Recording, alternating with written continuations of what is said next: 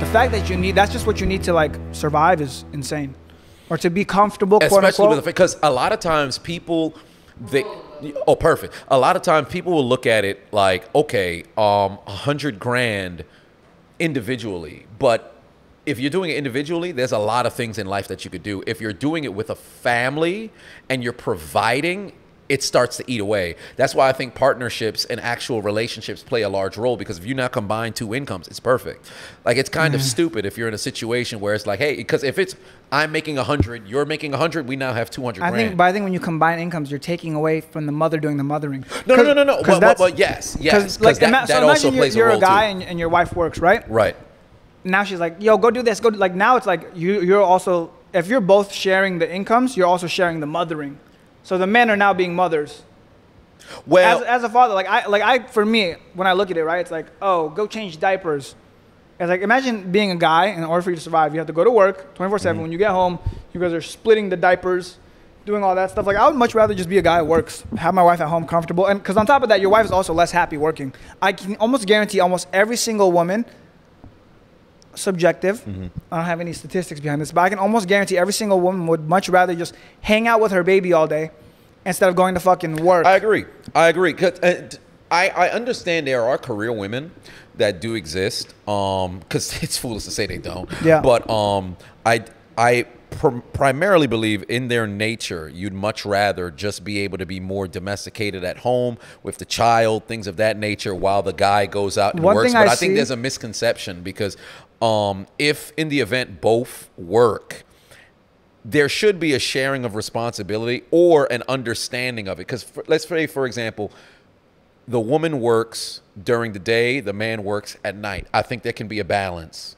because at the time there would be somebody who's home, but there needs to be an understanding of what is required. I think the biggest issue that couples run into is the man will work, the woman will work, and then the man has to do the same stuff the woman's doing. The woman has to do the same stuff the man does. And there's conflicting, because you don't want to do that shit. Yeah. I don't think dudes want to go and change diapers. I think it's cool to do it from time to time. Me personally, I've never changed a diaper in my life. I don't think I want to. I didn't either until I had a baby. And do stuff like that. Cooking, I don't mind cooking, although I would much rather my primary quarterly appointment do the cooking. Cleaning, I actually enjoy cleaning. Cleaning is therapeutic for me. I have no issue with something like that, right? Taking out garbage, I could go and do stuff like that. But manly, groceries, I hate it. Can't do it. Right? Can't do it. So you just find different ways to where you can not necessarily compartmentalize, but work together.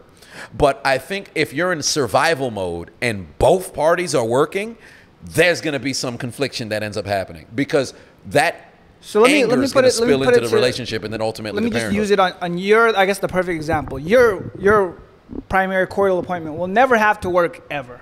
You make more than enough money to provide for not only you, her, and a family. Allegedly. Allegedly.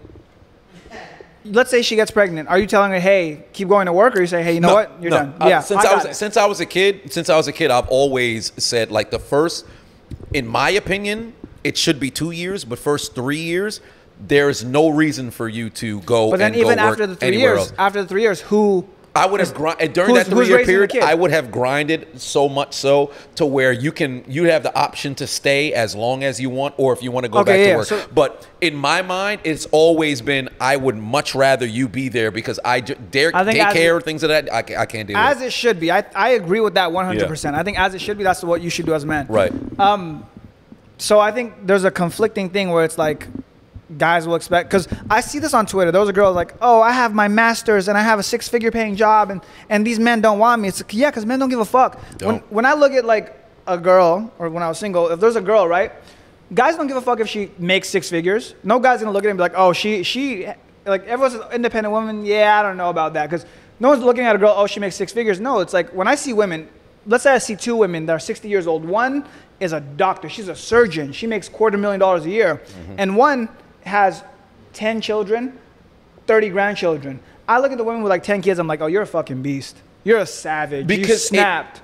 I think there's a misconception. I don't look at the surgeon and being like, oh, you're a surgeon. That ain't shit. It's a misconception amongst now with the career women, because I think especially with the boom of feminism, Yeah. the media pushing like the independent woman narrative, which there's no issue if you do it, but as long as you have an understanding of what the fuck comes with it. Because if you think a dude's gonna sit over here and raise their eyebrows, like, oh wow, you make 6 figures, you have 2 degrees, you have all this other stuff, that's not attractive necessarily to the guy that you want. Yeah. Right? Because the guy that you want, you still want him to go and provide, protect, all that other stuff for you, and your money is not gonna contribute within the relationship. It's not like, all right, you make this money, you're dating somebody who's making $250,000 every single year. Are you contributing towards the bills? No, you don't want to. You still want to be able to sit and kick your feet up, because in your mind, you're looking at it like, all right, my money is my money, your money is our money. That's how naturally women go and they look at it. So men have egos also when it comes to that stuff. If a woman is making more money than a guy, they feel a little some type of way about it. Yes. Imagine you're dating a woman and she just fucking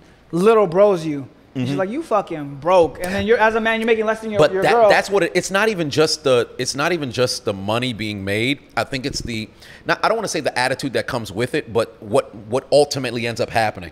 Because anybody, I think for the most part, has experienced it. When you encounter a woman who makes more than you, at this point, it's almost like you don't exist, or you're like a little brother immediately.